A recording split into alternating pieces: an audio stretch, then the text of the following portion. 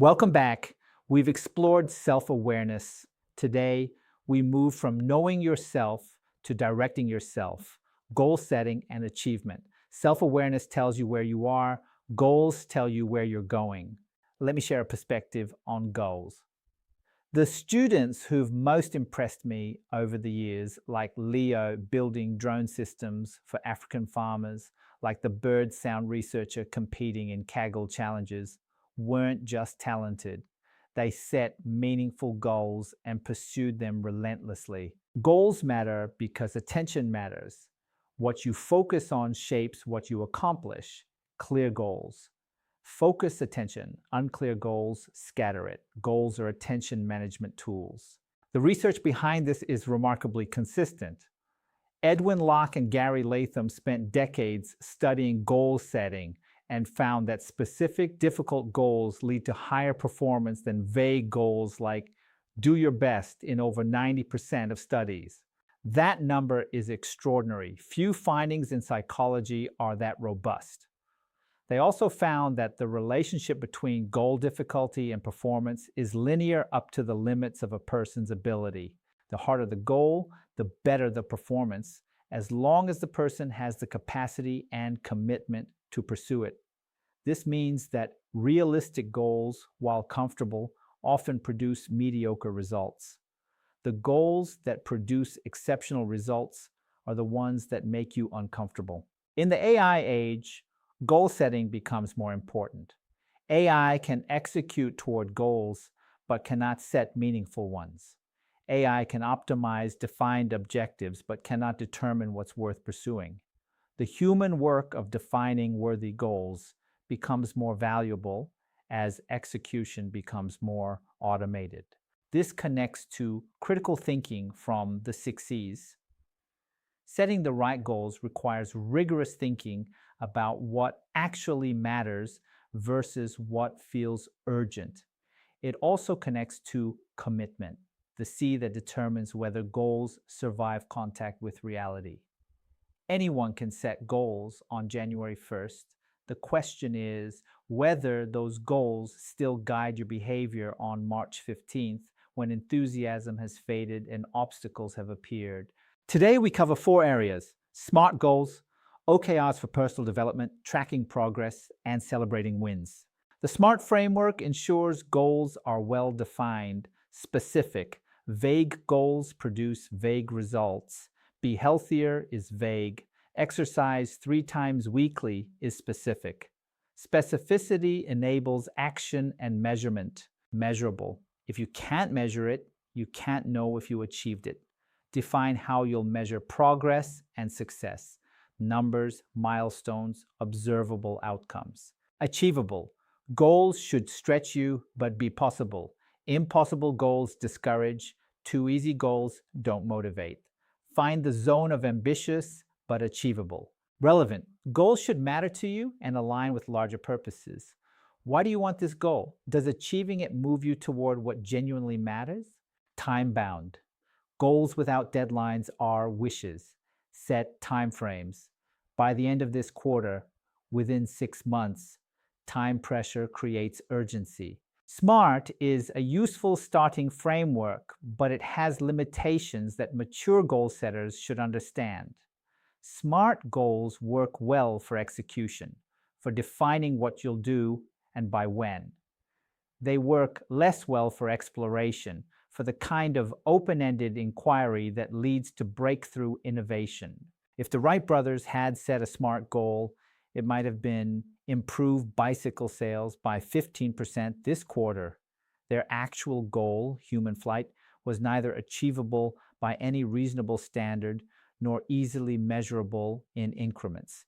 The lesson: use SMART goals for operational execution, but don't let the framework constrain your vision. Some of the most important goals in entrepreneurship are deliberately ambitious beyond what seems achievable. This is why I teach a goal hierarchy that uses multiple frameworks at different levels. At the top sits your mission, a purpose statement that may never be fully achieved, but gives direction to everything below it. Elon Musk's mission to make humanity multiplanetary is not a SMART goal, it's a North Star. Below that sit your strategic objectives, 3 to 5 year ambitions that are audacious but conceivable. These work well as OKR objectives. Below those sit your quarterly goals, specific time-bound commitments that are genuinely smart. And at the bottom sit your weekly actions, the habits and tasks that translate quarterly goals into daily behavior. Each level serves a different purpose. The mission provides meaning. The strategic objectives provide direction. The quarterly goals provide accountability. The weekly actions provide momentum. Most people fail at goal setting not because they lack ambition, but because they confuse the levels. They try to make their mission smart, or they set weekly tasks without connecting them to strategic direction. Let me make this concrete with an example for a Kazakh edtech startup. Mission: transform how Central Asian students learn mathematics. Strategic objective for the year: launch a product that demonstrably improves math outcomes. OKR for Q1. Objective: validate product market fit with real users. Key result 1. Conduct user testing with 50 students across 3 schools. Key result 2. Achieve a net promoter score above 40 from teacher participants. Key result 3.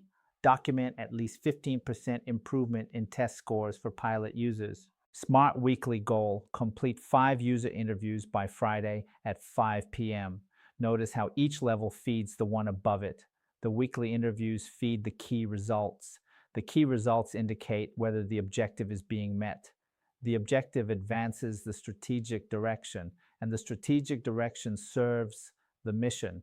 This cascading structure prevents the 2 most common goal-setting failures: setting goals so abstract they don't drive action, and setting goals so tactical they don't connect to purpose. Objectives and key results provide structure for ambitious goals, the OKR framework.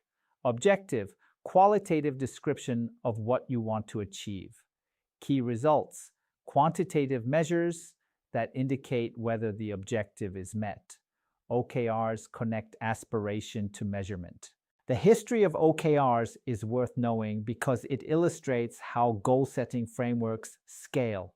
Andy Grove developed the system at Intel in the 1970s. John Doerr, who learned it at Intel, brought it to Google in 1999 when the company had about 40 employees.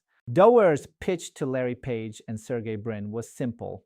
OKRs would help them set audacious goals and track whether they were making progress. Google adopted OKRs company-wide and has used them ever since, through their growth from 40 people to over 180,000. The framework works because it separates aspiration from measurement. The objective inspires. The key results ground the inspiration in observable reality. What makes OKRs different from SMART goals is the explicit expectation that you should set objectives you might not fully achieve. If you're hitting 100% of your OKRs every quarter, you're not thinking big enough. Objectives should inspire. Good objectives are ambitious and motivating. Become a skilled AI practitioner. Build my professional network. Develop leadership capability. These objectives give direction. Key results should define success. For each objective, what would indicate success? Complete advanced Python certification. Have meaningful conversations with 20 industry professionals. Lead 3 projects successfully. Key results make objectives concrete. Score and review regularly. Rate progress on key results. 0.7 is typically considered good. It means you stretched. Perfect 1.0 might mean goals weren't ambitious enough. Review quarterly to adjust and learn. But I need to share a cautionary perspective on goal setting because the dark side is real and consequential. Wells Fargo is the most instructive example. The bank set aggressive cross-selling goals, 8 products per customer, a target known internally as 8 is great. The goal was specific, measurable, and time-bound. It was also destructive. Employees, under intense pressure to hit targets, began opening millions of unauthorized accounts in customers' names. Over 3.5 million fake accounts were created. The company paid billions in fines. Its CEO was forced out, and its reputation was devastated. The goals weren't poorly designed in a technical sense. They were perfectly smart. They were poorly designed in a moral sense. They incentivized behavior without constraining how the behavior was achieved. The lesson for entrepreneurs: every goal you set creates pressure, and pressure finds the path of least resistance. If you set revenue goals without ethical guardrails, you're inviting shortcuts. If you set growth goals without quality constraints, you're inviting fragility. Goals are powerful precisely because they change behavior, which means poorly designed goals change behavior in destructive ways. Goals without tracking produce drift. Monitoring enables adjustment. What gets measured gets managed. Tracking progress keeps goals visible and top of mind. Without tracking, goals fade into background as daily urgencies take over. Build tracking into routines. Weekly review. How did I progress toward my goals this week? Monthly review. Am I on track for the quarter? Make tracking habitual, not episodic. Track leading and lagging indicators. Lagging indicators show outcomes, revenue, weight, test scores. Leading indicators show inputs that predict outcomes, sales calls, exercise sessions, study hours. Track both. Behavioral science offers powerful tools for maintaining commitment to goals. Pre-commitment devices, decisions you make now that constrain your future behavior, dramatically increase follow-through. Publicly announcing your goal to your team creates social accountability. Scheduling specific times for goal-related work makes execution automatic rather than requiring willpower each time. The website stickk.com, founded by Yale economists, lets you put money at stake that you lose if you don't meet your goal, and the research shows this roughly triples completion rates. The principle behind all of these: don't rely on motivation, which fluctuates daily. Instead, design systems and environments that make goal pursuit the default behavior. James Clear's insight in Atomic Habits applies here. You do not rise to the level of your goals. You fall to the level of your systems. Adjust based on tracking. Tracking serves learning and adjustment. When off track, diagnose why. Adjust goals, strategies, or effort. Tracking without adjustment is just observation. Jeff Bezos offers a useful framework for knowing when to hold firm on goals and when to adapt. He distinguishes between type 1 and type 2 decisions. Type 1 decisions are irreversible, like selling your company or entering a market that requires massive infrastructure investment. These deserve careful goal setting and deliberate tracking. Type 2 decisions are reversible, like launching a feature, testing a pricing model, or hiring for a new role. These should be made quickly with flexible goals that you adjust based on rapid feedback. Most entrepreneurs treat too many decisions as type 1 when they're actually type 2. This leads to overplanning and under-executing. Apply rigorous goal setting to the irreversible decisions. For the reversible ones, set directional goals, move fast, and adjust. AI can be a powerful partner in goal setting and tracking. Use AI to decompose large goals into specific sub-goals and milestones. Ask it to break down the goal of launching in 3 new markets by Q4 into monthly milestones with specific deliverables. Use AI to identify potential obstacles you haven't considered. What are the most common reasons startups fail to achieve this type of goal? Use AI to create tracking dashboards and accountability frameworks. But remember the fundamental limitation. AI can help you pursue goals efficiently, but it cannot tell you which goals are worth pursuing. The question, what should I dedicate the next year of my life to, requires human judgment about values, meaning, and purpose that no algorithm can provide. Achievement without celebration is incomplete. Recognition fuels continued effort. Celebration isn't optional. Acknowledging accomplishment provides psychological closure and motivational fuel. Skipping celebration trains your brain that achievement doesn't matter. The neuroscience here is clear. When you achieve a goal and take time to acknowledge it, your brain releases dopamine, the neurotransmitter associated with reward and motivation. That dopamine doesn't just make you feel good in the moment. It strengthens the neural pathways associated with the behaviors that led to the achievement. In other words, celebration literally wires your brain for future success. When you skip celebration and immediately move to the next goal, which is the default mode for most driven entrepreneurs, you deprive your brain of the reinforcement signal that makes sustained achievement possible. Teresa Amabile's research at Harvard on the progress principle confirms this. Of all the things that can boost motivation and positive emotions during a workday, the single most important is making progress on meaningful work. But the progress only works as a motivator if you notice it. Celebrate milestones, not just endpoints. Long journeys need intermediate celebrations. Completing Module 1, reaching the halfway point. These milestone celebrations sustain energy for the full journey. Celebrate effort, not just outcomes. Sometimes you do everything right and still fall short. Celebrate the effort, the learning, the growth, not just the result. Effort is in your control. Outcomes aren't entirely. Small successes build confidence, and this confidence fosters autonomy. Each celebration reinforces identity as someone who achieves, who grows, who persists. Celebration shapes who you become. For Kazakhstan entrepreneurs, goal setting operates within specific cultural and economic contexts worth considering. Kazakhstan's National Development Strategy, originally Vision 2030 and now extended to Vision 2050, provides a macro framework that shapes the business environment.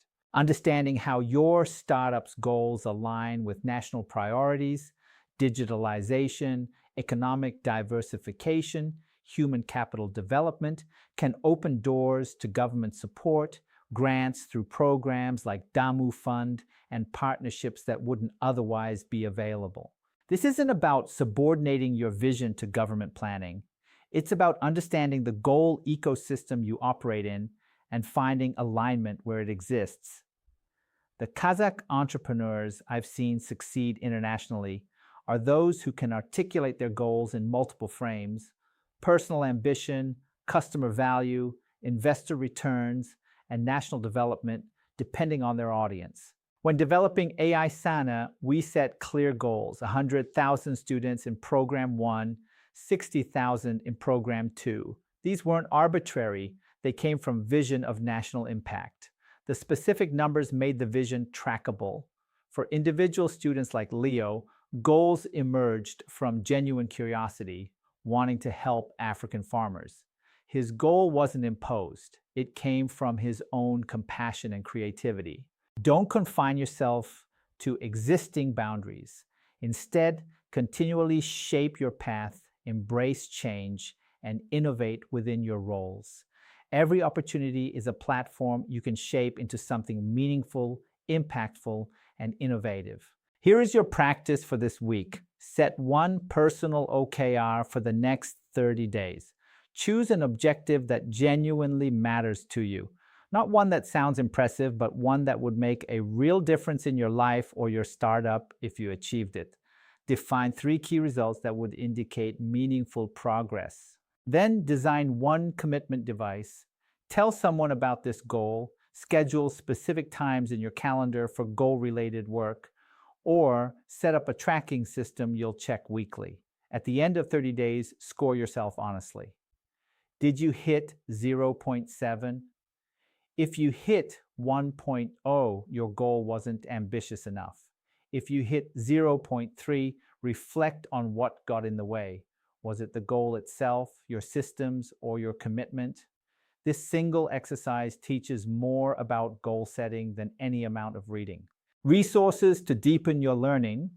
Measure What Matters by John Doerr explains OKRs in depth. Atomic Habits by James Clear connects goals to daily habits and your own reflection on what goals have served you well in the past. For this module, you will practice inquiry-based learning through the SMILE platform. Your assessment has 3 parts that develop your critical thinking and collaborative skills around goal setting and achievement. Part 1, post 3 questions. Create and post 3 critical thinking and creative questions related to goal setting and achievement. Your questions should explore when rigid goals help versus hurt, how to set goals in highly uncertain environments, or how authentic goals differ from imposed ones. Part 2, evaluate 3 peer questions. Review and evaluate 3 questions posted by your peers. Rate them based on practical applicability for entrepreneurs, insight into the psychology of motivation and achievement, consideration of different contexts, and potential to generate meaningful discussion about pursuing goals. Part 3, comment on 3 peer questions. Select 3 peer questions and contribute substantive comments. Share experiences with goals that motivated versus demotivated you. Explore how different goal-setting frameworks work in different contexts, or analyze what distinguishes people who consistently achieve goals from those who don't. Your comments should advance the collective understanding of goal setting and achievement. Sample questions to guide your thinking. Question 1. The module describes goals that emerged from genuine curiosity, wanting to help African farmers. But many entrepreneurs pursue goals for financial success rather than intrinsic motivation. Can externally motivated goals sustain effort as effectively as purpose-driven ones, or is intrinsic motivation essential? Question 2. OKR suggests that a score of 0.7 indicates appropriate ambition, while 1.0 might mean goals weren't ambitious enough. How should entrepreneurs calibrate ambition in markets where failure rates are high and the cost of overreach can be catastrophic? Question 3. The advice to not confine yourself to existing boundaries seems to conflict with SMART goals that are achievable. How can goal setters balance ambitious vision with realistic assessment of what's possible? Goals give direction to energy. Without goals, effort scatters. With clear goals, effort compounds. Remember, goals are tools, not masters. Goals serve you. You don't serve goals. If a goal no longer makes sense, revise it. If circumstances change fundamentally, adapt. Set meaningful goals. Track progress relentlessly. Celebrate achievement genuinely. The future you want requires the goals you set today.